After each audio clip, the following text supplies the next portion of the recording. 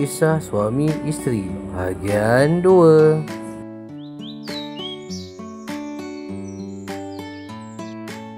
Sayang, abang pergi kerja dulu ya.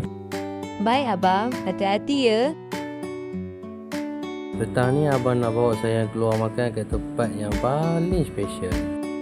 Iya ke? Last weeknya abang ni.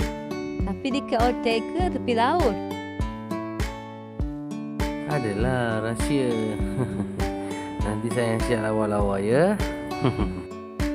Baik abang, tak sabar saya nak tunggu petang ni.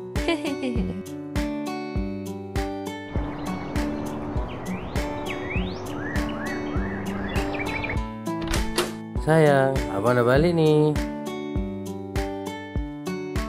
Kejap ya abang, saya dalam bilik ni. Wah, bukan main lawa lagi sayang ni. Kejap ya, abang tukar baju dulu ya. Abang ni, malulah saya. Tada, ini dah tempat special tu. Ini Padang, apa yang specialnya? Kejap lagi kita belilah roti john special. Kita makan kat sini. Kan special namanya tu.